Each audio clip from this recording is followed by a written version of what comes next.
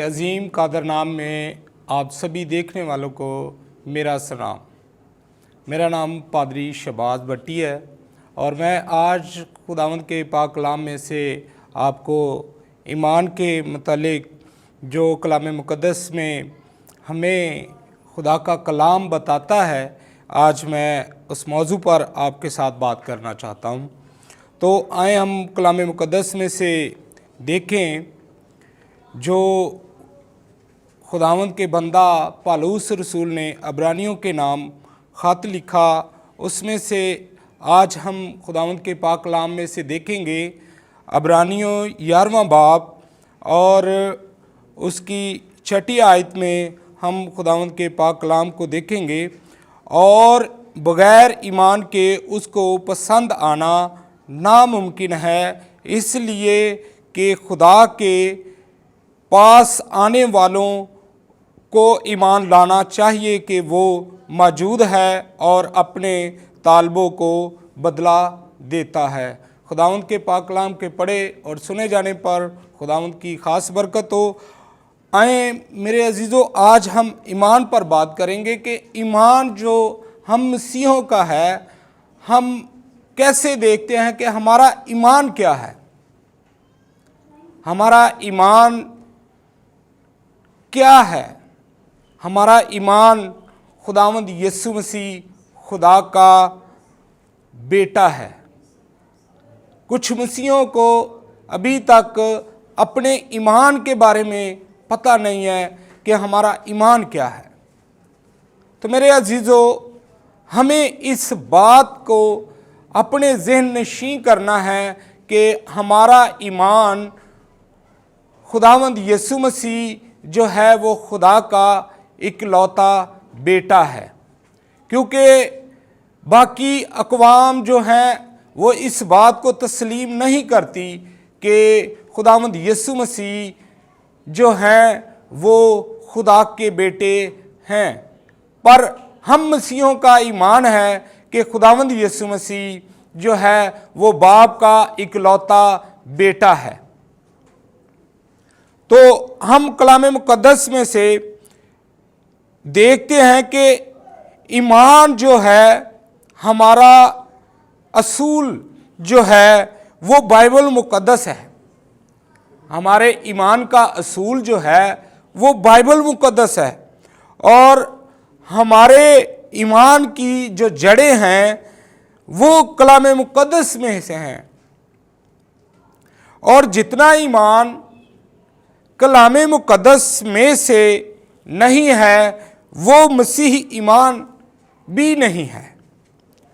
सो मैं आज बतौरे बाइबल मुक़द्दस का तालिब इल्म होता हुआ इस पर बात करना चाहता हूँ कि ईमान जो है कलाम मुक़द्दस में हम देखते हैं कि ईमान उम्मीद की हुई चीज़ों का एतमाद और अनदेखी चीज़ों का सबूत है, क्योंकि उसी की बाबत बुजुर्गों के हक में अच्छी गवाही दी गई।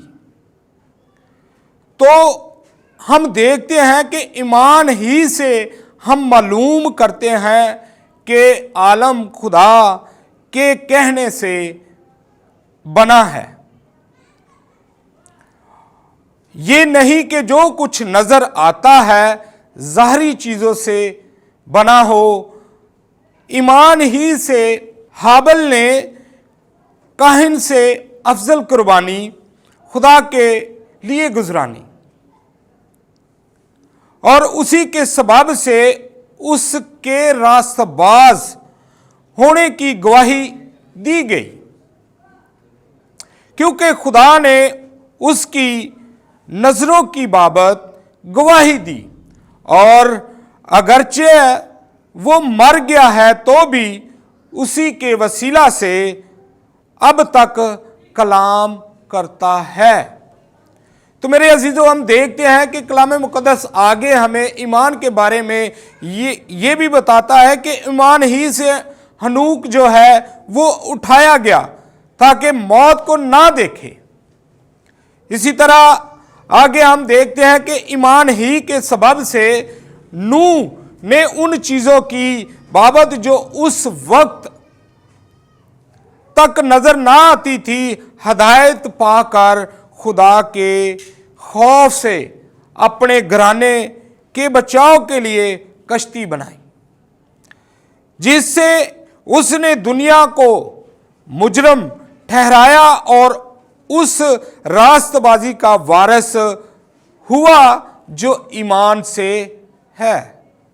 तो मेरे अजीजों, हमारा ईमान क्या है? हमारा ईमान ये है कि मेरा और आपका मुनज्जी दो आलम, मेरा और आपका खुदावंद जो है वो हमारा मालिक और बाप का इकलौता बेटा है। हमारी नजात, हमारी बख्शिश उसी के वसीला से हुई और वही हमारा बचाने वाला और छुड़ाने वाला है। हमारा ईमान है कि वो इस दुनिया में हमारी मखलसी के लिए, हमारी रिहाई के लिए, हमारी निजात के लिए आया, ताकि हम सब निजात पाएं और हम रिहाई पा सकें। तो मेरे अजीजों, हम देखते हैं कि कलाम मुकद्दस में जो है हमारा ईमान, जिस जगह से हमारा ईमान माखिज है, क्या ये सोर्स हमारे ईमान का वाकई ठीक है? हमें इसको देखना है और इस पर गौर खौस करना है। जैसे हम पुराने और नए अहदनामा में देखते हैं कि लोग जब कोई भी शरीयत की बात होती या नए अहदनामा में खुदा के बारे में कोई बात की जाती, तो यहूदी लोग थे उस पर रिसर्च करते, उसको देखते और उन पर जो है तहकीक करते और उसको साबित करते क्या वाकया ही ये बात ठीक है या नहीं। इसी तरह हमें भी देखना है कि ये बातें, ये जो हमारे ईमान की बातें हैं, क्या ये बाइबल मुकद्दस में वाकया ही ठीक है, मुस्बत है, इस पर हमें अमल करना है या नहीं करना। तो हम कलाम मुकद्दस में से जैसे हमने देखा है कि हमारे इस ईमान की जो बुनियाद है, जिससे हमें सबूत मिलता है रोमियो 10 बाब की 17वीं आयत में कि ईमान सुनने से पैदा होता है और सुनना मसीह के कलाम से। तो कलाम क्या है? ये मेरे और आपके खुदा ने यूहन्ना रसूल पर जाहिर किया कि जैसे हम यूहन्ना की अंजील उसके पहले बाब की पहली चंद आयत को देखते हैं, वहां पर लिखा है कि इब्तदा में कलाम था, कलाम खुदा के साथ था और कलाम ही खुदा था। तो हमें इस कलाम को देखना है। इस कलाम मुकद्दस में से हमें इन बातों की तहकीक करनी है। क्या हम जिस पर ईमान और जिस पर हमारा भरोसा है, जिस पर हम ईमान रखते हुए चल रहे हैं, क्या ये वाकया ही ठीक है?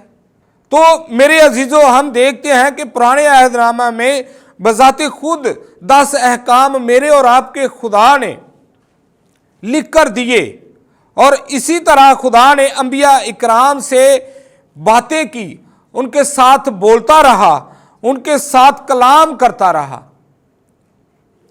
तो हम देखते हैं कि नए अहदनामा में खुदावंद जो मेरा और आपका खुदा है, वो कहता है कि यूहन्ना की अंजील उसके पहले बाब की 12वीं आयत में जब हम देखते हैं, लेकिन जितनों ने उसे कबूल किया उसने उन्हें खुदा के फर्जंद बनने का हक बख्शा, यानी उन्हें जो उस पर ईमान लाते हैं। हमारा ईमान यह है कि हमारा खुदावंद यीशु मसीह बाप का इकलौता बेटा है और हमें उसकी मर्जी को पूरा करना है, क्योंकि बाप ने भी इस बात को कहा, अपने मुंह मुबारका से कहा कि जो वो कहता है उसकी सुनो।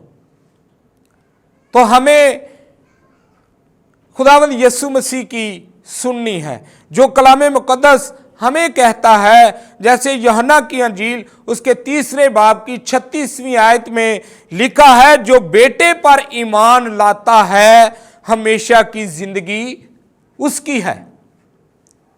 तो मेरा और आपका खुदावंद इस दुनिया में इसलिए आया कि मैं और आप जिंदगी पाएं और हमेशा की जिंदगी पाएं, क्योंकि वो किसी की हलाकत नहीं चाहता। वो चाहता है कि हर एक बशर की तौबा तक नौबत पहुंचे और हर एक बशर जिंदगी पाए और कसरत की जिंदगी पाए। तो मेरे अजीजों, हमें उस पर ईमान लाना है।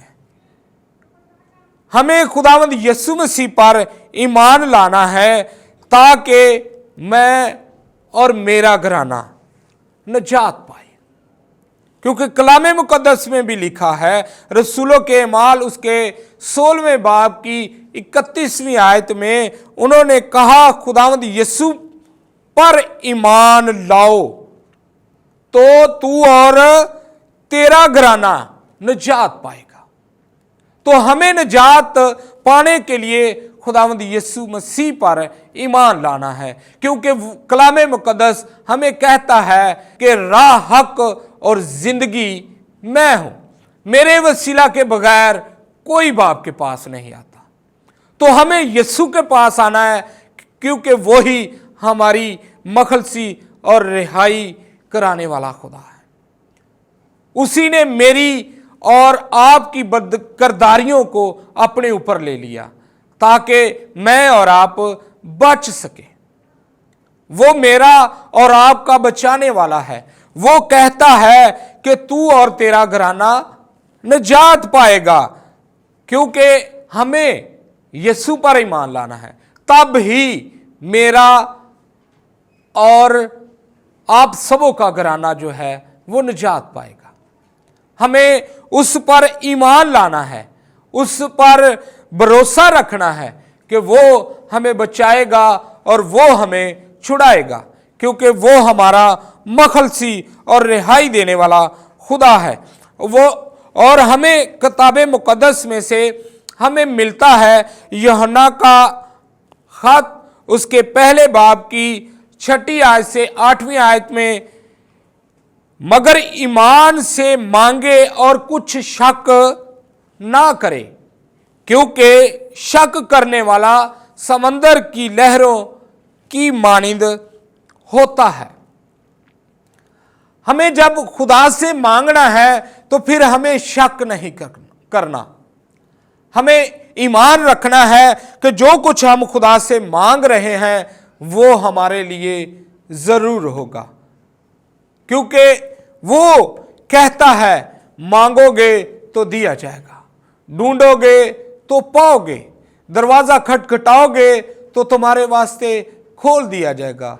और किताबे मुकद्दस में यूं भी मरकूम है कि जमीन आसमान तो टल जाएगा, लेकिन मेरे मुंह की बातें हरगिज ना टलेंगी। इसलिए मेरे अजीजों, हमें कलामे मुकद्दस पर ईमान रखने की जरूरत है। यीशु पर जो कलाम है उस पर ईमान रखने की जरूरत है कि जो कुछ हम उससे मांगते हैं और जो कुछ हम उसके हजूर में आकर अपनी मनाजातें, दरख्वास्तें, इल्तजाएं उसके हजूर में रखते हैं, वो जरूर उनको पूरा करेगा और वो उनका जल्द जवाब देगा, क्योंकि मेरा और आपका खुदावंद जिंदा खुदा है और वो सब कुछ करने में कादर खुदा है और सब कुछ करने की कुदरत रखता है।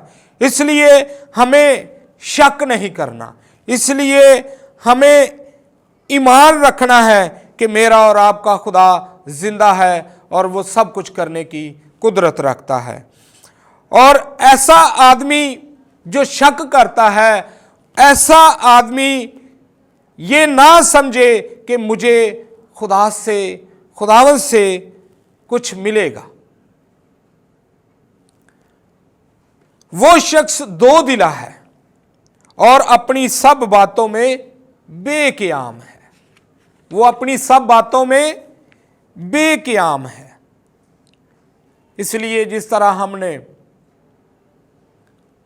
पहले अब्रानियों के नाम पौलुस रसूल का खत उसके 11वें बाब की 6ठी आयत में देखा कि बगैर ईमान के उसको पसंद आना नामुमकिन है। मेरे अजीज़ों, हमारा ईमान खुदावंद पर होना चाहिए और मेरा और आपका खुदा ईमान रखें कि सब कुछ करने की कुदरत रखता है। खुदावंद मुझे और आपको इस कलाम के वसीला से बड़ी बरकत दे। God bless you. खुदावंद का शुक्र। आमीन।